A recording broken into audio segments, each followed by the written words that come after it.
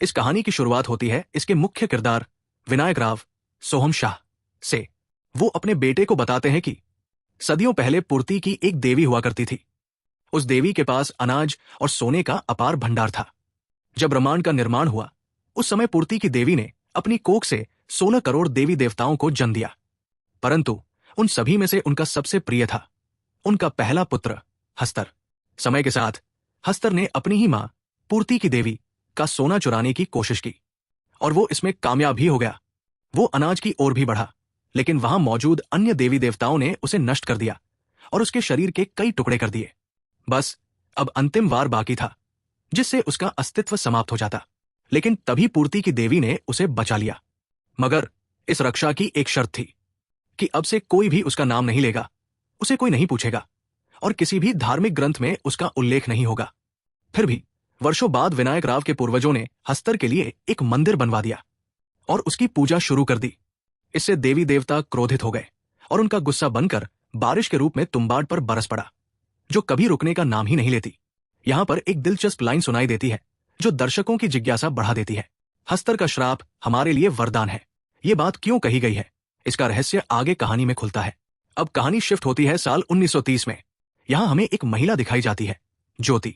वह एक पुरानी हवेली आती है जिसे सरकार का वाड़ा कहा जाता है। यहां सिर्फ एक ही पंडित जीवित है, सरकार। ज्योति हर रोज वहां आती है और सरकार को यौन सुख देती है।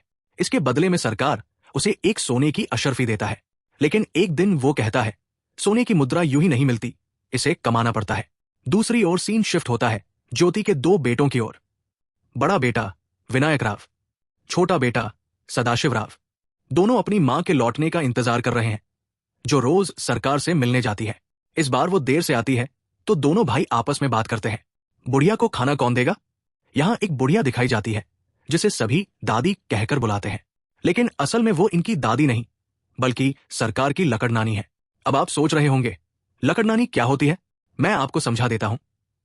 जैसे पोता बेटा पापा दादा परदादा लकड़दादा, वैसे ही मैटरनल साइड पर पोती मम्मी नानी परनानी लकड़नानी। इस हिसाब से वो बुढ़िया करीब 200 साल से भी ज्यादा उम्र की है। उसका शरीर सड़ चुका है लेकिन वो अब भी जीवित है।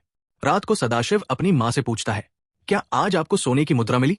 मां जवाब देती है, वो कमानी पड़ती है, यूं ही नहीं मिलती। अगले दिन पता चलता है कि सरकार की मृत्यु हो गई है। 10वां संस्कार होने के बाद ज्योति कहती है, अब हम यहां से पुणे के लिए निकलेंगे। कि टाइमलाइन 1913 की है। उस समय मोटरसाइकिल या कार गांव में नहीं हुआ करती थी, लेकिन पुणे में थी। इससे दोनों भाइयों में उत्सुकता थी कि अब वे एक नए शहर में जाने वाले हैं। लेकिन तभी कुछ अप्रत्याशित होता है। सदाशिव जिस पेड़ की टहनी पर बैठा था वो टूट जाती है। वो नीचे गिरकर घायल हो जाता है। उसकी मां उसे वैद्य के पास ले जाती है और विनायक से कहती है, बुढ़िया को खाना दे देना, अगर बहुत चिल्लाए तो बोल देना, सो जा दादी वरना हस्तर आ जाएगा। जैसे ही उसकी मां जाती है बुढ़िया खाना मांगने लगती है। विनायक खाना बनाना नहीं जानता, फिर भी वो कोशिश करता है। जब वो डिब्बों में कुछ ढूंढता है तो आटा उसके चेहरे पर गिर जाता है। बुढ़िया की आवाज आती है, क्या तुझे खजाना चाहिए। लालच से भरकर विनायक उसके पास चला जाता है। बुढ़िया बताती है कि खजाना सरकार के वाड़े में छुपा है, लेकिन तभी वो पागल हो जाती है और कहती है, आज तो मैं तेरा मांस खाऊंगी। विनायक डर जाता है और जोर जोर से चिल्लाता है, पर उसे वो मंत्र याद नहीं आता। तब बुढ़िया कहती है, क्या हुआ, भूल गया ना, अब मर। और वो उसे घसीटकर कमरे में ले जाती है। उसका गला काटने ही वाली होती है। तभी विनायक को मंत्र याद आ जाता है, सो जा दादी वरना हस्तर आ जाएगा। जैसे ही ये शब्द निकलते हैं बुढ़िया वहीं सो जाती है। उसी वक्त विनायक की मां भी वहां आ चुकी होती है। विनायक पूछता है, सदाशिव का क्या हुआ, क्या वो जिंदा है। मां कहती है, वो मर गया, हमें ये गांव छोड़ना है। सुबह होते ही वे दोनों नाव में बैठकर सतारा की ओर निकल पड़ते हैं। नाव में विनायक मां से कहता है, सरकार का वाड़ा तो हमारा हुआ ना, हमने उनकी इतने साल सेवा की, अगर वाड़ा नहीं तो उसका खजाना ही सही। मां, जिसने अभी अपना बेटा खोया है, गुस्से में कहती है, तुझे क्या चाहिए, वही सोने की मुद्रा तो ले, और अब इस बारे में कभी मत बोलना। लेकिन विनायक नहीं मानता। वो कहता है, अगर बुढ़िया को खाना ही नहीं देंगे, उसे भूखा रखेंगे, तो वो खुद बता देगी कि खजाना कहाँ छुपा है। मगर मां अब जान चुकी थी कि लालच एक बुरी बला है। वो उसे अपनी कसम देती है, आज के बाद तू कभी वहां नहीं जाएगा। इसके बाद कहानी आगे बढ़ती है। अब हमें 15 साल बाद की टाइमलाइन दिखाई जाती है, वर्ष 1933 की। यहां पर अब नायक विनायक राव एक बार फिर अपने गांव तुम्बाड लौटता है, क्योंकि उसके मन में आज भी उस खजाने की लालसा थी। जिसका जिक्र उसकी दादी हमेशा किया करती थी। इसी लालच के चलते वो सबसे पहले अपने पुराने घर पहुंचता है, लेकिन वहां पहुंचकर वो देखता है कि घर के आंगन में एक विशाल पेड़ उग चुका है। और हैरानी की बात ये कि दादी आज भी जिंदा है। 15 साल बिना कुछ खाए पिए बीत चुके हैं, मगर उसका दिल अब भी धड़क रहा होता है। विनायक दादी से पूछता है, दादी, खजाना कहाँ छुपा है? दादी गुस्से में कहती है, लालची।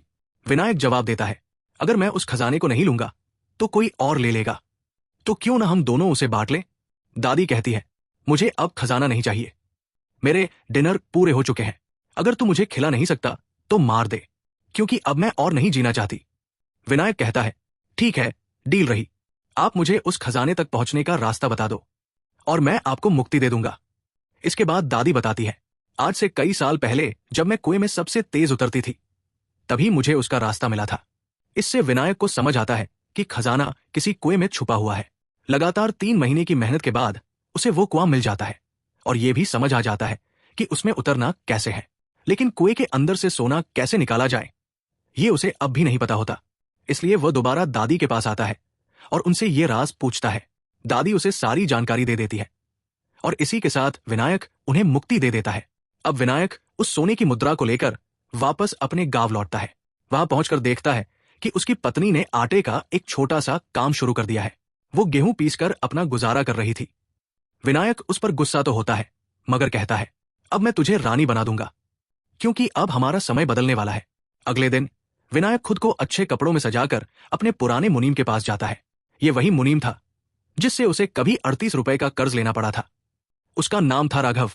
विनायक कहता है, मेरे पास एक स्वर्ण मुद्रा है, इसकी क्या कीमत होगी? राघव जवाब देता है, इस मुद्रा की कीमत 100 रुपए होगी। इस तरह विनायक का 38 रुपए का कर्ज चुकता हो जाता है और 62 रुपए अतिरिक्त भी मिल जाते हैं। विनायक कहता है, मेरे पास ऐसी 3 और मुद्राएं हैं, खरीदना चाहोगे? अब यही सिलसिला शुरू हो जाता है। विनायक बार बार तुम्बाड़ जाकर सोने की मुद्राएं लाता है, कभी 2, कभी 8, कभी 10। हर बार राघव उससे पूछता है, तुम ये सब लाते कहां से हो? कहीं ये चोरी का तो नहीं है? विनायक कहता है, ये मेरे पुश्तैनी आभूषण है और ये चोरी के नहीं है, इससे तुम्हें क्या फर्क पड़ता है? धीरे धीरे विनायक के पास काफी पैसा आ जाता है और उसका घर भी बहुत अच्छा बन जाता है। साथ ही उसकी कामेच्छा भी बढ़ती जाती है। एक दिन जब राघव मार्केट जा रहा होता है तो उसकी मुलाकात सार्जेंट कूपर से होती है, जो एक अंग्रेज पुलिस अधिकारी था। कूपर राघव को बताता है कि जिस OPM, office of personal management की जगह की उसने सिफारिश की थी, अगर वो कार्यरत होता तो मंजूरी दे देता, लेकिन अब उसके ट्रांसफर में सिर्फ 1 महीना ही बाकी है। ये सुनकर राघव विनायक के पास जाता है और कहता है, क्यों ना हम पार्टनर बन जाएं? इससे रिस्क भी कम होगा और मैं तुम्हारे पैसों का हिसाब भी रख सकूंगा। विनायक साफ इनकार करता है, मैं अपना काम खुद संभाल सकता हूं, आप अपना देखिए। समय बीतता है और अब कूपर के ट्रांसफर में सिर्फ 7 दिन बाकी है। राघव सोचता है, क्यों न विनायक को यही रोककर मैं खुद तुम्बाड़ जाकर खजाना निकाल लूं। वो एक वेश्या को 50 रुपए में खरीदता है और विनायक को भेज देता है ताकि वो 2 दिन तक उसी में व्यस्त रहे। मगर वो लड़की 100 रुपए के लालच में विनायक को सारी सच्चाई बता देती है। मुझे राघव ने भेजा है, वो तुम्बाड़ जाकर खुद खजाना लूटना चाहता है। अब सीन शिफ्ट होता है तुम्बाड़ में। राघव वहां पहुंच चुका होता है, लेकिन चालाक विनायक भी वहां पहले से मौजूद होता है और हर कदम पर नजर रखता है। राघव देखता है कि विनायक एक छोटे से ट्रंक के साथ कुएं में उतरा और कुछ स्वर्ण मुद्राएं लेकर बाहर निकला। इससे उसे यकीन हो जाता है कि खजाना इसी कुएं में है। विनायक के जाने के बाद राघव भी उसी कुएं में उतरता है। वो कुआं अंदर से एक लंबा अंधेरा रास्ता लिए होता है। वहां उसे एक बड़ा सा लोहे का ट्रंक दिखाई देता है, जिसके ऊपर पूर्ति की देवी की आकृति बनी होती है। वहां एक रस्सी लटक रही होती है। काफी हिम्मत के साथ राघव नीचे उतरता है और देखता है, देवी की कोख के चारों तरफ लाल दीवारें हैं जो सांस लेती सी प्रतीत होती है। वहां पर एक लार्वा भी होता है, पारदर्शी और जीवित, जो उसके शरीर पर चिपक जाता है। तभी उसकी नजर एक छोटे ट्रंक पर पड़ती है। वो उसे खोलता है तो अंदर एक आटे की गुड़िया मिलती है। जैसे ही अनाज की खुशबू हस्तर को आती है, वो तुरंत आकर राघव को भी निगल जाता है। कुछ देर बाद विनायक वहां पहुंचता है और देखता है कि राघव का हाल भी वैसा ही हो चुका है जैसा उसकी दादी का हुआ था। मगर राघव ने कभी उसकी मदद की थी, इसलिए वो उसे उस दर्द से मुक्ति दे देता है। यहां वही बात दोहराई जाती है जो कहानी की शुरुआत में बताई गई थी। हस्तर का श्राप हमारे लिए वरदान है। वरदान क्यों? क्योंकि हस्तर का श्राप यह था कि जो भी उसके संपर्क में आएगा या जिसे वो काट लेगा, वो अमर हो जाएगा। लेकिन अमर होने के साथ ही उसका शरीर पूरी तरह सड़ने लगेगा। ऐसी अमरता किसे चाहिए? हाँ, ये सच है कि ऐसे व्यक्ति को मालूम होता है कि सोने की मुद्रा कहाँ और कैसे मिलती है। लेकिन क्या कोई ऐसी कष्टदायक अमरता की जिंदगी जीना चाहेगा? समय आगे बढ़ता है और अब कहानी तीसरे अध्याय में पहुंचती है। वर्ष 1947। इस वक्त तक विनायक राव के 3 बच्चे हो चुके होते हैं, 2 जुड़वा बेटियां और एक बेटा पांडुरंग। पांडुरंग एक पैर से अपाहिज होता है, यानी ठीक से चल नहीं पाता, मगर विनायक उसके लिए एक छोटा सा वर्क स्टेशन बनाता है ताकि वो कुएं में उतरकर सोने की मुद्राएं निकालने का अभ्यास कर सके। हर दिन वो प्रैक्टिस करता है, आज मैंने कितनी मुद्राएं उठाई, कितने समय में लाइन पार की। अब ये वो समय था जब देश में स्वतंत्रता संग्राम चल रहा था। सरकार ने ऐसे वाड़ों को पूरी तरह अपने अधीन करने के आदेश जारी कर दिए थे। जब विनायक को यह पता चलता है कि अब वो वाड़ा सरकार के नियंत्रण में आने वाला है, तो वो सोचता है, अब मैं वहां कैसे जाऊंगा और उन सोने की मुद्राओं को आखिर कैसे लाऊंगा। और अब जैसे जैसे विनायक राव बूढ़ा हो चला था, उसके शरीर की ताकत भी खत्म होती जा रही थी। रस्सी से कुएं में उतरने और चढ़ने की हिम्मत अब उसमें नहीं रही थी। इसलिए वो ये निर्णय लेता है कि अब वो अपने बेटे को वहां ले जाकर इस रहस्य की ट्रेनिंग देगा। विनायक राव अपने बेटे पांडुरंग के साथ कार से सीधे तुंबबाड़ पहुंचता है। वहां पहुंचने के बाद वो उसे आटे की गुड़िया बनाना सिखाता है और कहता है, इनमें पत्थर भी डाल दिया कर, क्योंकि हस्तर पत्थर भी चबा जाता है। इससे चोरी करने में थोड़ा ज्यादा वक्त मिल जाता है। लेकिन पांडुरंग, जो कि बेहद नासमझ था, एक छोटी सी आटे की गुड़िया अपने पास ही रख लेता है। जैसे ही वो गुड़िया बाहर निकालता है, हस्तर उनके पीछे पड़ जाता है। किसी तरह विनायक राव अपने बेटे को बचाने की कोशिश करता है।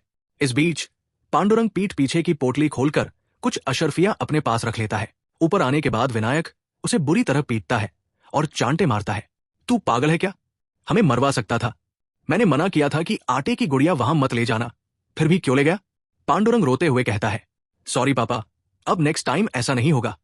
घर लौटने पर जब वो अपनी पहली मुद्रा, सोने की अशर्फी, अपनी मां को दिखाता है, तो मां पूछती है, तूने वहां क्या देखा? ये तुझे मिली कैसे? पांडुरंग जवाब देता है, ये सब बाबा और मैं देख लेंगे, तू सिर्फ घर संभाल। इसका मतलब था कि अब तक ये राज केवल विनायक राव जानता था कि वो कैसे उस कुएं में जाकर मुद्राएं इकट्ठा करता था। अब ये ज्ञान उसके बेटे तक पहुंच चुका था। जैसे कि लालच और वासना इस परिवार की पीढ़ियों से चलती आ रही थी, विनायक का बेटा पांडुरंग भी उसी वेश्या के पास पहुंचता है जिसके पास विनायक जाता था। वो कहता है, जिस तरह मेरे पापा तेरे पास आते हैं, मैं भी बड़ा होकर तेरे पास ही आऊंगा। और अपनी पहली कमाई यानी अपनी पहली मुद्रा उसे गिफ्ट में दे देता है। रात को जब विनायक राव उसी स्त्री के पास पहुंचता है, तो वो मुद्रा दिखाकर कहती है, ये मुझे पांडुरंग ने दी है। ये सुनते ही विनायक का खून खौल उठता है। वो सीधा घर जाकर पांडुरंग को पीटता है, तुझे लड़कियां चाहिए? तू मेरी नकल करेगा? तू तो वैसे ही सरकार के जरिए सब जानने वाला है। अब मैं तो जा नहीं सकता नीचे, और तू लालची होकर उसी औरत के पीछे पड़ा है। पर जूतों से पिटते वक्त भी पांडुरंग के मन से लालच नहीं जाता। वो कहता है, अगर हम उसे एक एक करके गुड़िया देने की बजाय बहुत सारी गुड़िया एक साथ दे दें, तो वो खाने में व्यस्त रहेगा और हमें ज्यादा समय मिलेगा सोना उठाने का। विनायक सोचता है, ये आइडिया मेरे दिमाग में क्यों नहीं आया? अगले ही दिन वो अपनी पत्नी से ढेर सारा आटा मंगवाकर कई गुड़िया बनवाता है और अपने बेटे के साथ कुएं में उतरने निकल पड़ता है। नीचे उतरने से पहले वे एक बड़ा सा गहरा आटे का घेरा बनाते हैं ट्रंक के चारों ओर। फिर अंदर जाकर विनायक राव एक के बजाय 2 गुड़िया निकालता है। उसके सामने हस्तर भी 2 रूपों में आ जाता है। जैसे ही पांडुरंग दूसरे थैले से बाकी सारी गुड़िया निकालता है, उतने ही हस्तर और पैदा हो जाते हैं। ये देख विनायक हैरान रह जाता है, लेकिन वे आटे के घेरे के अंदर सुरक्षित रहते हैं, क्योंकि हस्तर वो घेरा पार नहीं कर सकता था। यहां एक बात स्पष्ट करनी जरूरी है, जब हस्तर अपनी मां देवी पूर्ति से धन, स्वाद और अन्य सब एक साथ मांगता है, तो देवता उसे शापित कर भस्म कर देते हैं। देवी पूर्ति उसे अन्न से वंचित कर देती है और शर्त लगाती है कि वो कभी भी अनाज को नहीं छू सकता। इसलिए आटे का घेरा उसके लिए एक सीमा बन जाती है जिसे वो पार नहीं कर सकता। लेकिन अगर अनाज उसे कोई मनुष्य अपने हाथों से दे, तो वो उसे खा सकता है। और चूंकि हस्तर 10 जन्मों से भूखा था, वो इन गुड़ियों को खाने से पीछे क्यों हटेगा?